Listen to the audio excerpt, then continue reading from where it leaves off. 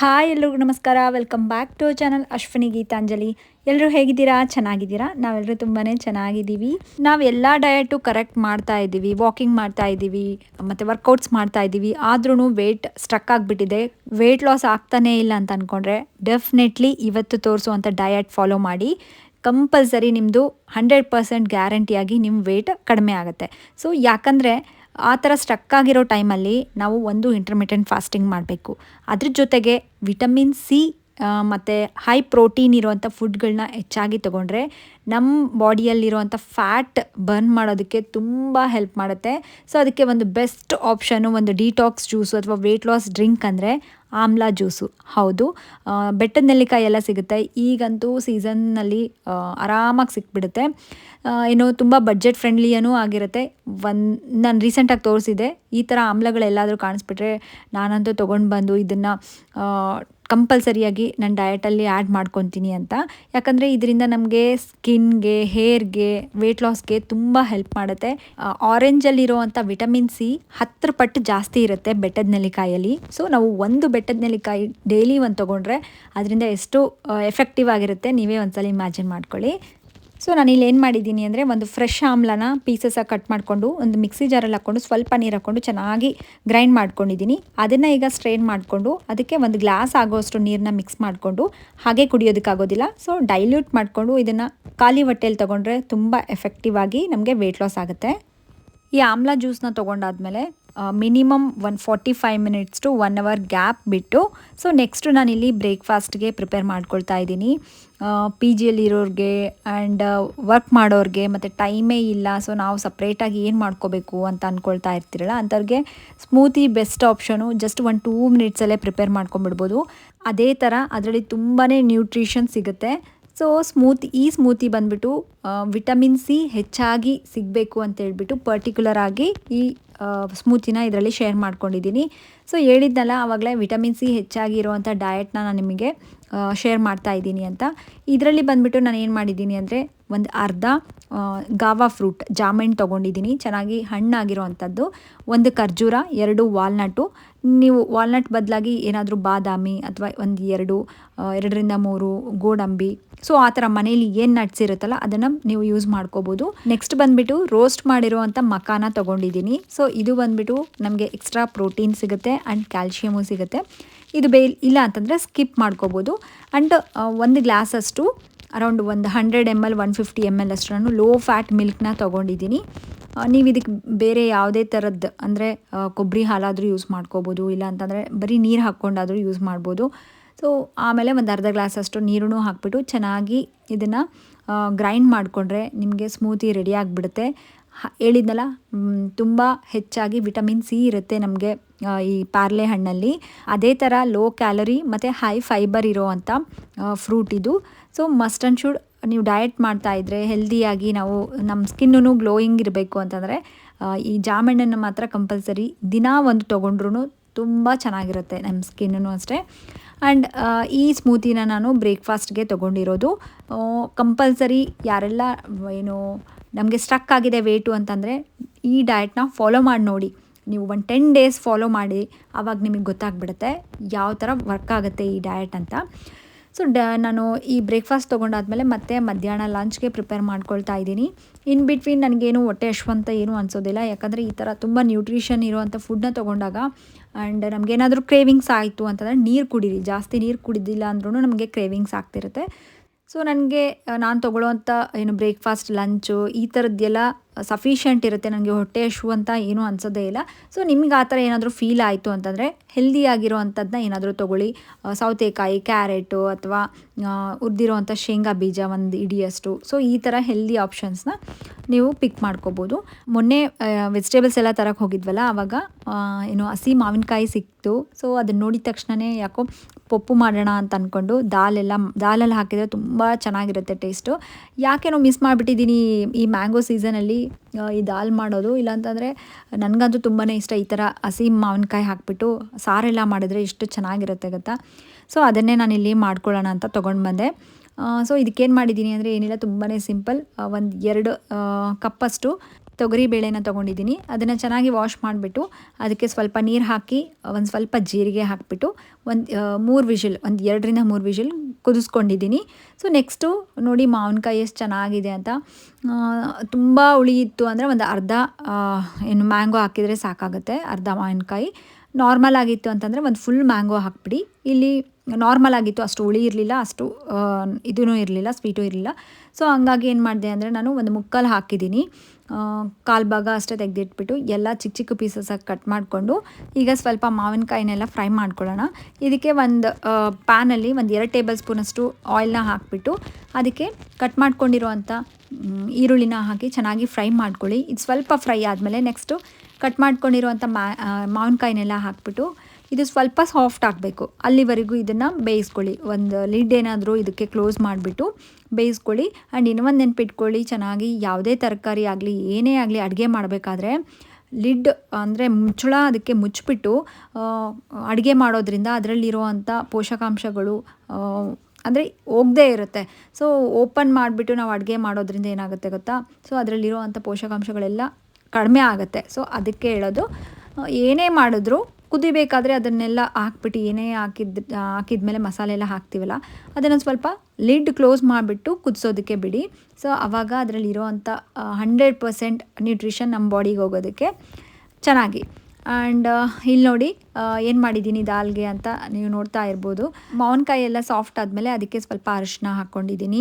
ಉಪ್ಪು ಇವಾಗೆ ಹಾಕೋಕೆ ಹೋಗ್ಬೇಡಿ, ಕೊನೆಯದಾಗಿ ಹಾಕಿ, ಯಾಕಂದರೆ ಮಾವಿನಕಾಯಿ ಹುಳಿ ಇರುತ್ತಲ್ಲ, ಹುಳಿಗೆ ಉಪ್ಪು ಹಾಕ್ಬಿಟ್ರೆ ಬೇಗ ಬೇಯೋದಿಲ್ಲ. ಸೊ ಹಂಗಾಗಿ ಉಪ್ಪು ಒಂದು ಲಾಸ್ಟಿಗೆ ಹಾಕ್ಕೊಳ್ಳಿ. ಇನ್ನು ಉಳಿದಿರೋದೆಲ್ಲ ನಂದು ಸ್ವಲ್ಪ ಖಾರ ಪೌಡರು, ನೆಕ್ಸ್ಟ್ ಬಂದುಬಿಟ್ಟು ಧನಿಯಾ ಪುಡಿ, ಈ ಥರದನ್ನೆಲ್ಲ ಆ್ಯಡ್ ಮಾಡ್ಕೊಂಡಿದ್ದೀನಿ. ಇದೆಲ್ಲ ಹಾಕ್ಬಿಟ್ಟು ನಾವು ಬೇಯಿಸ್ಕೊಂಡಿರೋವಂಥ ತೊಗರಿ ಬೇಳೆನ ಹಾಕಿ ಅದರಲ್ಲಿ ಚೆನ್ನಾಗಿ ಕುದಿಸ್ಬೇಕು. ಒಂದು 5 ನಿಮಿಷ ಚೆನ್ನಾಗಿ ಬೇಳೆ ಜೊತೆಗೆ ಮಾವಿನಕಾಯಿ ಎಲ್ಲ ಚೆನ್ನಾಗಿ ಕುದ್ದಾದ್ಮೇಲೆ ಆವಾಗ ಉಪ್ಪು ಹಾಕ್ಬಿಟ್ಟು ಸ್ವಲ್ಪ ಮಸ್ತ್ಕೊಳ್ಳಿ, ಅಂದರೆ ಸ್ವಲ್ಪ ಸಾಫ್ಟ್ ಆಗಬೇಕು. ಸೊ ಆವಾಗ ಮಾತ್ರ ಟೇಸ್ಟ್ ಚೆನ್ನಾಗಿ ಬರುತ್ತೆ. ನೆಕ್ಸ್ಟು ಕೊನೆಯದಾಗಿ ಕೊತ್ತಂಬರಿ ಸೊಪ್ಪು ಆ್ಯಡ್ ಮಾಡ್ಕೊಂಡ್ಬಿಟ್ಟು ಸ್ವಲ್ಪ ಒಗ್ಗರಣೆ ಕೊಟ್ಕೊಂಡು ಬಿಡಬೇಕು. ತುಂಬ ಚೆನ್ನಾಗಿರುತ್ತೆ ಗೊತ್ತಾ. ಇದು ಬಂದುಬಿಟ್ಟು ಚಪಾತಿ, ಬಿಸಿ ಬಿಸಿ ಅನ್ನ, ತುಪ್ಪ ಮತ್ತು ಇಲ್ಲಾಂದರೆ ರೊಟ್ಟಿ ಆ ಥರದ್ರಲ್ಲಿ ಎಲ್ಲ ಚೆನ್ನಾಗಿರುತ್ತೆ. ನೀವೆಲ್ಲ ಯಾವ ಥರ ಮಾಡ್ತೀರಾ ಈ ಮಾವಿನಕಾಯಿ ಪಪ್ಪುನ ಹೇಳಿ? ಇದೇ ಥರ ಮಾಡ್ತೀರಾ ಇಲ್ಲ ಒಬ್ಬೊಬ್ಬರು ಒಂದೊಂದು ಸ್ಟೈಲ್ ಇರುತ್ತೆ. ಆ್ಯಂಡ್ ನಾನು ಬಂದು ಈ ಥರ ಮಾಡ್ತೀನಿ. ಆರಾಧ್ಯಗೂ ತುಂಬಾ ಇಷ್ಟ ಆಗಿತ್ತು ಈ ಪಪ್ಪು ಮಾಡಿದ್ಮೇಲೆ. ಸೊ ಈ ಥರ ಏನು ಮಾವಿನಕಾಯಿಯಲ್ಲೂ ನಮಗೆ ವಿಟಮಿನ್ ಸಿ ಹೆಚ್ಚಾಗಿ ಸಿಗುತ್ತೆ, ಹಾಗಾಗಿನೇ ಇದನ್ನು ಇನ್ಕ್ಲೂಡ್ ಮಾಡ್ಕೊಂಡಿರೋದು. ಇದ್ರ ಬದಲಾಗಿ ನೀವು ಬೇರೆ ಏನು ನಾವು ಆ್ಯಡ್ ಮಾಡ್ಕೋಬೋದು ನಮ್ಮ ಡಯಟಲ್ಲಿ ಅಂತಂದರೆ ಕ್ಯಾಪ್ಸಿಕಮ್ನ ಯೂಸ್ ಮಾಡ್ಬೋದು. ಅಂದರೆ ಕ್ಯಾಪ್ಸಿಕಮ್ನ ಪಲ್ಯ ಥರ ಮಾಡಿಕೊಂಡು ಅದನ್ನು ಯೂಸ್ ಮಾಡ್ಬೋದು. ಮತ್ತು ಕಾಲಿಫ್ಲವರಲ್ಲಿ ವಿಟಮಿನ್ ಸಿ ಜಾಸ್ತಿ ಇರುತ್ತೆ. ನೆಕ್ಸ್ಟ್ ಬಂದುಬಿಟ್ಟು ಗ್ರೀನ್ ಲೀಫಿ ವೆಜಿಟೇಬಲ್ಸ್ ಏನು ಇದು ಇರುತ್ತಲ್ಲ ಸೊಪ್ಪುಗಳು, ಸೊ ಆ ಥರದ್ರಲ್ಲೆಲ್ಲ ವಿಟಮಿನ್ ಸಿ ಜಾಸ್ತಿ ಇರುತ್ತೆ. ಸೊ ಆ ಥರದನ್ನ ನೀವು ಯೂಸ್ ಮಾಡ್ಬೋದು. ಸೊ ನೆಕ್ಸ್ಟ್ ಬಂದುಬಿಟ್ಟು ಏನು ಮಾಡಿದೆ ಅಂತಂದರೆ ಸ್ವಲ್ಪ ಫೈಬರು ಬೇಕಲ್ಲ, ಹಾಗಾಗಿನೇ ಇಲ್ಲಿ 1 ಟೇಬಲ್ ಸ್ಪೂನಷ್ಟು ನಾನು ಕಡಲೆ ಹಿಟ್ಟು ತೊಗೊಂಡಿದ್ದೀನಿ. ಅದಕ್ಕೆ ಸ್ವಲ್ಪ ಉಪ್ಪು ಮತ್ತು ಖಾರ ನಿಮ್ಗೆ ಎಷ್ಟು ಬೇಕೋ ಅಷ್ಟು ಹಾಕ್ಕೊಂಡ್ಬಿಟ್ಟು ಬೆಂಡೆಕಾಯಿನ ತುಂಬ ಈಸಿ ವೇಯಲ್ಲಿ ಮಾಡ್ಕೋಬೋದು. ನಾವು ಇದನ್ನ ಕಟ್ ಮಾಡಿಕೊಂಡು ಫ್ರೈ ಎಲ್ಲ ಮಾಡ್ಕೊಳ್ಳೋರಿಗೆ ಒಬ್ಬೊಬ್ಬರಿಗೆ ಅದೇ ಪ್ರೋಸೆಸ್ ಲೆಂತಿ ಇರುತ್ತೆ ಅಂತೇಳಿ ಒಬ್ಬೊಬ್ಬರು ಬಿಟ್ಬಿಡ್ತಿರಲ್ಲ. ಸೊ ಈ ಬೆಂಡೆಕಾಯಲ್ಲೂ ಸಹ ನಮಗೆ ವಿಟಮಿನ್ ಸಿ ಜಾಸ್ತಿ ಇರುತ್ತೆ. ಸೊ ಮಾಡೋದು 2 ನಿಮಿಷದಲ್ಲಿ ಮಾಡಿಬಿಡ್ಬೋದು. ಸ್ಟಫಿಂಗ್ ಮಾಡ್ತಾಯಿದ್ದೀನಿ. ಅದು ಏನು ಪೌಡರ್ ಮಿಕ್ಸ್ ಮಾಡ್ಕೊಂಡಿದ್ನಲ್ಲ ಆ ಕಡಲೆ ಹಿಟ್ಟಿನ ಪೌಡರ್ನ ಈ ಥರ ಮಿಡಲ್ ಕಟ್ ಮಾಡ್ಕೊಂಡ್ಬಿಟ್ಟು ಸೇಮ್ ನಾವು ಮಿರ್ಚಿಗೆ ಯಾವ ಥರ ತುಂಬ್ತೀವಲ್ಲ ಆ ಥರ ತುಂಬಿಬಿಟ್ಟು ಆಯಿಲೇ ಇಲ್ಲ ನೋಡಿ, ಜಸ್ಟ್ 1-2 ಡ್ರಾಪ್ ಆಯಿಲ್ನ ಸ್ವಲ್ಪ ಸ್ಪ್ರೆಡ್ ಮಾಡ್ಕೊಂಡಿದ್ದೀನಿ. ಇದನ್ನು ಹಾಕಿ ಲೋ ಫ್ಲೇಮಲ್ಲಿ ಸ್ವಲ್ಪ ಲೋ ಫ್ಲೇಮ್ ಇಟ್ಬಿಟ್ಟು ಒಂದು ಲಿಡ್ನ ಕ್ಲೋಸ್ ಮಾಡಿ ಒಂದು 2-3 ನಿಮಿಷ ಚೆನ್ನಾಗಿ ಮಿಕ್ಸ್ ಮಾಡ್ತಾ ಎಲ್ಲ ಕಡೆನೂ ಫ್ರೈ ಆಗೋ ಥರ ನೋಡ್ಕೊಳ್ಳಿ. ಬೇಗನೆ ಸಾಫ್ಟ್ ಆಗಿಬಿಡುತ್ತೆ. ಈ ಬೆಂಡೆಕಾಯಿ ಫ್ರೈ ತಿನ್ನೋದಕ್ಕೂ ತುಂಬ ಚೆನ್ನಾಗಿರುತ್ತೆ, ಮಕ್ಕಳಿಗೂ ತುಂಬ ಇಷ್ಟಪಡ್ತಾರೆ. ಸೊ ಈ ಥರ ನಮಗೆ ಟೈಮ್ ಇಲ್ಲ ಮಾಡ್ಕೊಳ್ಳೋದಕ್ಕೆ ಬೆಂಡೆಕಾಯಿ ಫ್ರೈ ಎಲ್ಲ ಅಂತಂದರೆ ಈ ಥರ ಟ್ರೈ ಮಾಡಿ ಒಂದ್ಸಲ, ತುಂಬ ಚೆನ್ನಾಗಿರುತ್ತೆ.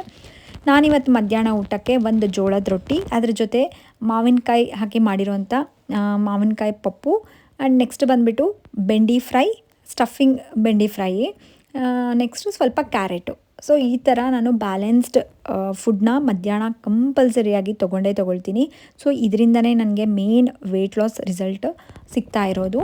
ಸೊ ಯಾವುದೇ ಡಯಟಲ್ಲಾಗಿರ್ಬೋದು ನೀವು ಒಂದು ವೆಯ್ಟ್ ಲಾಸ್ ಜರ್ನಿನ ಮಾಡ್ತಾ ಇದ್ದೀರಿ ಅಂತಂದಾಗ ಹೆಲ್ತ್ ನಾವು ಚೆನ್ನಾಗಿರಬೇಕು ಅಂತಂದರೆ ನೀರೂ ಅಷ್ಟೇ ಇಂಪಾರ್ಟೆಂಟು. ನಾವು ಎಲ್ಲ ಕರೆಕ್ಟಾಗಿ ಮಾಡ್ತಾ ನೀರು ಕಡಿಮೆ ಕುಡಿದ್ರೆ ಅದರಿಂದ ನಮಗೆ ಲಿಟ್ರಲಿ ಏನೂ ರಿಸಲ್ಟ್ಸ್ ಬರೋದಿಲ್ಲ. ಹಾಗಾಗಿ ನೀರನ್ನ ಕಂಪಲ್ಸರಿಯಾಗಿ ನಮ್ಮ ವೇಟ್ಗೆ ನಮ್ಮ ಏಜಿಗೆ ಎಷ್ಟು ನೀರು ಕುಡಿಬೇಕು ಅನ್ನೋದನ್ನು ನಾನು ತಿಳಿಸ್ಕೊಟ್ಟಿದ್ದೀನಿ.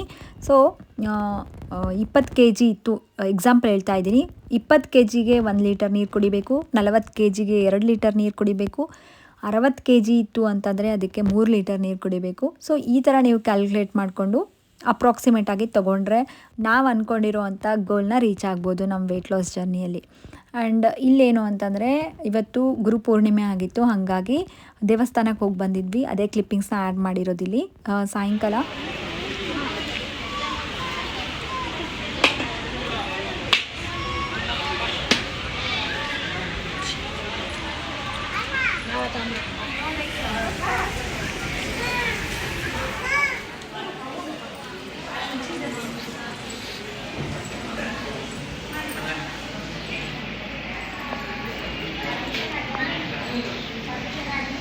ಕೆಲವರಿಗೆ ದೇವಸ್ಥಾನಕ್ಕೆ ಹೋಗೋಕ್ಕಾಗದೇ ಇರ್ಬೋದು, ಅಂಥವ್ರಿಗೆ ದೇವ್ರ ದರ್ಶನ ಮಾಡಿಸೋಣ ಅಂತೇಳ್ಬಿಟ್ಟು ಹೇಗೋ ಹೋಗಿದ್ನಲ್ಲ, ಸೊ ಕೆಲವು ಕ್ಲಿಪ್ಪಿಂಗ್ಸ್ನ ತಗೊಂಡಿದ್ದೆ. ಆ್ಯಂಡ್ ನೆಕ್ಸ್ಟ್ ಬಂದುಬಿಟ್ಟು ಸಾಯಂಕಾಲ ಡಿನ್ನರ್ನ ಪ್ರಿಪೇರ್ ಮಾಡ್ಕೊಳ್ಳೋಣ ಅಂತ ಮಾಡ್ಕೊಳ್ತಾ ಇದ್ದೀನಿ. ಆ್ಯಂಡ್ ಅದಕ್ಕಿಂತ ಮುಂಚೆ ಇಲ್ಲಿ ಫಸ್ಟು ಲಡ್ಡುಗೆ ಮತ್ತು ಆರಾಧ್ಯಗೆ ಏನಾದರೂ ಸಾಯಂಕಾಲ ಸ್ವಲ್ಪ ಅವ್ರಿಗೆ ಸ್ನ್ಯಾಕ್ಸ್ ಥರ ಏನಾದರೂ ತಿನ್ನೋದಕ್ಕೆ ಕೊಡಬೇಕಲ್ಲ, ಪನ್ನೀರನ್ನ ತೊಗೊಂಡು ಬಂದಿದ್ದೆ. ಸೊ ಅದನ್ನು ಪನ್ನೀರನ್ನ ಏನು ಮಾಡ್ತೀನಿ ಅಂದರೆ ಜಸ್ಟ್ ಏನಿಲ್ಲ, ಈ ಥರ ಬ್ರೆಡ್ ಸ್ಲೈಸಸ್ ಆಗಿ ಹೆಂಗೆ ಕಟ್ ಮಾಡ್ಕೊಳ್ತೀವಲ್ಲ ಆ ಥರ ಕಟ್ ಮಾಡ್ಕೊಂಡ್ಬಿಟ್ಟು ಸ್ವಲ್ಪ ತುಪ್ಪ ಹಾಕಿ ಪ್ಯಾನಿಗೆ ಜಾಸ್ತಿ ಬೇಡ, ಒಂದು 2-3 ಡ್ರಾಪ್ಸ್ ಹಾಕಿದರೆ ಸಾಕು. ಅದನ್ನು ಸ್ಪ್ರೆಡ್ ಮಾಡಿ ಈ ಥರ ಪನ್ನೀರ್ ಸ್ಲೈಸಸ್ನ ನೋಡಿ ಈ ಥರ ಫ್ರೈ ಮಾಡಿಕೊಂಡು ಒಂಚೂರು ಉಪ್ಪು ಹಾಕ್ಕೊಂಡಿದ್ದೀನಿ ಅಷ್ಟೇ. ಈ ಥರ ಕಟ್ ಮಾಡಿಕೊಂಡು ಮಕ್ಕಳಿಗೆ ಕೊಟ್ಟರೆ ತುಂಬ ಪ್ರೋಟೀನ್ ಇರುತ್ತೆ ಪನ್ನೀರಲ್ಲಿ, ಮಕ್ಕಳಿಗೂ ತುಂಬ ಒಳ್ಳೆಯದು. ಲಡ್ಡುಗೂ ತುಂಬಾ ಇಷ್ಟ ಆಗುತ್ತೆ. ನಾನು ಹೇಳಿದ್ದೆ ನಿಮಗೆ, ರೆಸ್ಟೋರೆಂಟಲ್ಲಿ ಎಲ್ಲಾದರೂ ಹೋದಾಗ ನಾವು ಈ ಥರ ಪನ್ನೀರ್ನೆಲ್ಲ ಕೊಡ್ತಿರ್ತೀನಿ ಅವನಿಗೆ, ಸಾರ್ಟೆಡ್ ಮಾಡಿರೋವಂಥದ್ದು. ತುಂಬ ಒಳ್ಳೆಯದು ಮಕ್ಕಳಿಗೂ ಕೊಡೋದ್ರಿಂದ. ಆರಾಧ್ಯಗೂ ತುಂಬ ಇಷ್ಟ ಆ್ಯಂಡ್ ಲಡ್ಡುಗೂ ಇಷ್ಟ. ನೀವೇ ನೋಡ್ತಾ ಇದ್ದೀರಲ್ಲ ಅವನು ಹೇಗೆ ತಿಂತಿದ್ದಾನೆ ಅಂತ. ಸೊ ಈ ಥರ ಪ್ರೋಟೀನ್ ರಿಚ್ ಇರೋವಂಥ ಫುಡ್ಗಳನ್ನ ಮಕ್ಕಳಿಗೆ ಕೊಡೋದ್ರಿಂದ ಬೆಳವಣಿಗೆನೂ ಚೆನ್ನಾಗಾಗುತ್ತೆ ಅವ್ರಿಗೆ, ಆ್ಯಂಡ್ ಮೆಮೊರಿ ಪವರ್ಗೂ ತುಂಬ ಹೆಲ್ಪ್ ಮಾಡುತ್ತೆ. ನೆಕ್ಸ್ಟು ನಾನು ಡಿನ್ನರ್ಗೆ ಹೇಳಿದ್ನಲ್ಲ, ಪನ್ನೀರನ್ನ ತರಿಸ್ಕೊಂಡಿದ್ದೆ. ಸೊ ಪನ್ನೀರ್ನಿಂದ ನಾನು ಹೈ ಪ್ರೋಟೀನ್ ಸ್ಯಾಂಡ್ವಿಚ್ನ ಮಾಡ್ಕೊಳ್ಳೋಣ ಅಂತ ಅನ್ನಿಸ್ತು. ಸೊ ಕೇಳ್ತಿರ್ತೀರ ನೀವು, ಈ ಥರದ್ದೆಲ್ಲ ನಾವು ತೊಗೊಳ್ಬೋದಾ ಡಯಟ್ ಮಾಡಬೇಕಾದ್ರೆ ಅಂತ. 100% ತೊಗೋಬೋದು, ಬಟ್ ರೆಗ್ಯುಲರ್ ಆಗಿ ತೊಗೊಳ್ಳೋದು ಬೇಡ. ನಾನು ಹೇಳಿದ್ದೆ ನಿಮಗೆ, ಮಲ್ಟಿಗ್ರೇನ್ ಬ್ರೆಡ್ ಆಗಿರಲಿ, ಬ್ರೌನ್ ಬ್ರೆಡ್ ಆಗಿರಲಿ, ವಾರದಲ್ಲಿ 1 ಸಲ ಇಲ್ಲ ಮ್ಯಾಕ್ಸಿಮಮ್ 2 ಸಲ, ಅದಕ್ಕಿಂತ ಜಾಸ್ತಿ ಬೇಡ. ಸೊ ನಾನೇನು ಮಾಡ್ಕೊಂಡಿದ್ದೀನಿ ಅಂದರೆ ತುಂಬ ಈಸಿ, ಟೈಮ್ ಇಲ್ಲದೆ ಇದ್ದಾಗ ಈ ಥರ ಮಾಡ್ಕೊಂಬಿಡ್ಬೋದು ನೋಡಿ. ಅದೇ ಸೇಮ್ ಬ್ರೆಡ್ ಸ್ಲೈಸ್ ಅಷ್ಟು ಸ್ವಲ್ಪ ಪನ್ನೀರ್ ತೊಗೊಂಡ್ಬಿಟ್ಟು ಅದನ್ನು ಎರಡೂ ಕಡೆ ಸ್ವಲ್ಪ ರೋಸ್ಟ್ ಮಾಡ್ಕೊಂಡಿದ್ದೀನಿ. ಒಂಚೂರು ಅದಕ್ಕೆ ಉಪ್ಪು ಮತ್ತು ಖಾರ ಹಾಕಿಬಿಟ್ಟು ಎರಡು ಕಡೆ ಒಂದು ಸ್ವಲ್ಪ ಫ್ರೈ ಮಾಡ್ಕೊಳ್ಳಿ. ಸ್ಟವ್ ಆಫ್ ಮಾಡ್ಕೊಂಬಿಡಿ. ಖಾರ ಹಾಕಿದ್ಮೇಲೆ ಸ್ಟವ್ ಆನ್ ಇದ್ದರೆ ಅದು ಸೀದೋಗಿಬಿಡುತ್ತೆ. ಸೊ ಈ ಥರ ನಾನು ರೆಡಿ ಮಾಡಿ ಇಟ್ಕೊಂಡ್ಬಿಟ್ಟು ಮಲ್ಟಿಗ್ರೇನ್, ನಾನು ರೀಸೆಂಟಾಗಿ ಮಲ್ಟಿಗ್ರೇನ್ ಬ್ರೆಡ್ನ ತೊಗೊಂಡು ಬಂದಿದ್ನಲ್ಲ, ತೋರಿಸಿದ್ದೆ ನಿಮಗೆ. ಸೊ ಅದಕ್ಕೆ ನಾನು ಏನು ಮಾಡ್ತಾಯಿದ್ದೀನಿ ಅಂದರೆ 2 ಮಲ್ಟಿಗ್ರೇನ್ ಬ್ರೆಡ್ನ ತೊಗೊಂಡಿದ್ದೀನಿ. ಈ ಥರ ನಮಗೆ ಇಷ್ಟ ಆಗೋವಂಥ ವೆಜಿಟೇಬಲ್ಸ್ನ ಇದರಲ್ಲಿ ಆ್ಯಡ್ ಮಾಡ್ಕೋಬೋದು. ನಾನಿಲ್ಲಿ ಸ್ವಲ್ಪ ಕ್ಯಾರೆಟು ಮತ್ತು ಸೌತೆಕಾಯಿ ಮತ್ತು ಟೊಮ್ಯಾಟೋನ ಸ್ಲೈಸಸ್ ಆಗಿ ಮಾಡಿಟ್ಕೊಂಡಿದ್ದೀನಿ. ಅದರ ಮೇಲೆ ಸ್ವಲ್ಪ ಚಿಲ್ಲಿ ಮತ್ತು ಟೊಮ್ಯಾಟೊ ಸಾಸ್ನ ಹಾಕ್ಕೊಳ್ತಾ ಇದ್ದೀನಿ. ಇದೇನೋ ಆಪ್ಷನಲು, ಬೇಡ ಅಂದರೆ ಸ್ಕಿಪ್ ಮಾಡ್ಬೋದು, ಟೇಸ್ಟ್ ಚೆನ್ನಾಗಿರುತ್ತೆ ಅಂತೇಳ್ಬಿಟ್ಟು ಸ್ವಲ್ಪ ಹಾಕ್ಕೊಂಡಿದ್ದೀನಿ ಅಷ್ಟೇ. ಆಮೇಲೆ ಇದ್ರ ಮೇಲೆ ಒಂದು ಬ್ರೆಡ್ ಸ್ಲೈಸ್ನ ಇಟ್ಬಿಡಬೇಕು. ನಮ್ಮದು ಹೈ ಪ್ರೋಟೀನ್ ರಿಚ್ ಆಗಿರೋಂಥ ಸ್ಯಾಂಡ್ವಿಚ್ ಜಸ್ಟ್ 2 ಮಿನಿಟ್ಸಲ್ಲೇ ರೆಡಿ ಮಾಡ್ಕೊಂಬಿಡ್ಬೋದು ನೋಡಿ. ನಿಮ್ಮ ಹತ್ರ ಸ್ಯಾಂಡ್ವಿಚ್ ಮೇಕರ್ ಇತ್ತು ಅಂತಂದರೆ ಅದರಲ್ಲಿ ಚೆನ್ನಾಗಿ ಆಗಿಬಿಡುತ್ತೆ. ಇಲ್ಲ ಅಂತಂದರೆ ಈ ಥರ ಪ್ಯಾನಲ್ಲಿ ಎರಡೂ ಕಡೆ ಒಂದು 10 ಸೆಕೆಂಡ್ ರೋಸ್ಟ್ ಮಾಡಿಕೊಂಡ್ರೆ ಸಾಕು. ಈ ಥರದನ್ನ ನೀವು ಡಿನ್ನರ್ಗಾದರೂ ತೊಗೋಬೋದು, ಇಲ್ಲ ಅಂತಂದರೆ ಮಾರ್ನಿಂಗ್ ಬ್ರೇಕ್ಫಾಸ್ಟಿಗಾದರೂ ತೊಗೋಬೋದು. ಸೊ 2 ಮಲ್ಟಿಗ್ರೇನ್ ಬ್ರೆಡ್ ಜೊತೆಗೆ ಒಂದು ಸ್ಲೈಸ್ ಅಷ್ಟು, ಅದರಲ್ಲಿ ಒಂದು 50 to 60 ಗ್ರಾಮ್ಸ್ ಅಷ್ಟು ಪ್ರೋಟೀನ್ ಇರುತ್ತೆ. ಅಷ್ಟು ನಾವೇನು ಮಾಡಿದ್ದೀವಿ ಅಂತಂದರೆ ನೈಟ್ ಡಿನ್ನರ್ಗೆ ತೊಗೊಂಡಿರೋದು. ಈ ಡಯಟಲ್ಲಿ ನೀವು ಈ ಡಿನ್ನರ್ ಬದಲಾಗಿ ಬೇರೆ ಏನು ತೊಗೋಬೋದು ಅಂದರೆ ಸೂಪ್ಗಳನ್ನ ತೊಗೋಬೋದು, ಅಥವಾ ಸಲಾಡ್ನ ತೊಗೋಬೋದು. ನೆಕ್ಸ್ಟ್ ಬಂದುಬಿಟ್ಟು ನೈಟ್ ತೊಗೊಳ್ಳೋವಂಥ ಪೈನಾಪಲ್ ಸ್ಮೂತಿನ. ಸೊ ಅದನ್ನಾದರೂ ತೊಗೋಬೋದು. ನಾನು ಆಲ್ರೆಡಿ ಈ ಸ್ಮೂತಿನೂ ತೋರಿಸಿದ್ದೀನಿ ಯಾವ ಥರ ಮಾಡ್ಕೋಬೇಕು ಅಂತ. ಸೊ ಈ ಥರ ನೀವು ಡಯಟ್ನ ಫಾಲೋ ಮಾಡಿ ಸ್ಟ್ರಕ್ ಆಗಿರೋವಂಥ ವೆಯ್ಟ್ನ ರೆಡ್ಯೂಸ್ ಮಾಡಿಕೊಂಡು ಆರಾಮಾಗಿ ಈ ಡಯಟ್ನ ಫಾಲೋ ಮಾಡಿದರೆ ಒಂದೇ ತಿಂಗಳಲ್ಲಿ ಯಾರೆಲ್ಲ ಓವರ್ ವೆಯ್ಟ್ ಇರ್ತಾರಲ್ಲ ಅಂಥವ್ರು 8ರಿಂದ 10 kgವರೆಗೂ ವೆಯ್ಟ್ನ ಕಡಿಮೆ ಮಾಡ್ಕೋಬೋದು. ಏನು ಮೊದಲಡು ಓನು ನಿಂದು ಫ್ಲಾಶ್ ಕಾರ್ಡ್ ಅಲ್ಲ? ಹಾಂ ಬಾ ಬಾ ಬಾ ಬಾ ಬಾ ತೋರಿಸು. ಇಲ್ಲಿ ನೋಡಿಲಿ, ಇದು ಏನಿದು ಮಂಕಿ? ಏನಿದು? ಹೆಂಗೈತಿ? ಏನಮ್ಮದು? ಏನದು ತೋರಿಸು. ಓ ತೋರ್ಸಪ್ಪ. ಕ್ಯಾರೆಟ್ ಇಲ್ಲಿ, ಕ್ಯಾರೆಟ್ ಕ್ಯಾರೆಟ್ ಇಲ್ಲಿ ಐತೆ ನೋಡು. ಕ್ಯಾರೆಟ್ ಅಲ್ಲ, ಕ್ಯಾರೆಟ್ ತಿನ್ನೋದಲ್ಲ. ಇಲ್ಲ ಹಿಡಲಿ, ತಿನ್ನು, ನೀನು ತಿನ್ನು. ಹಾಂ, ಬೇರೆ ಏನಿದಾವೆ ಇನ್ನ? ಲಡ್ಡುಗಿನ್ನ ಏನಿದಾವೆ ನೋಡು, ಎಷ್ಟೊಂದಿದಾವಪ್ಪ. ಇದೇನು ನಡಿದೆ? ಟೀತ್ ಈ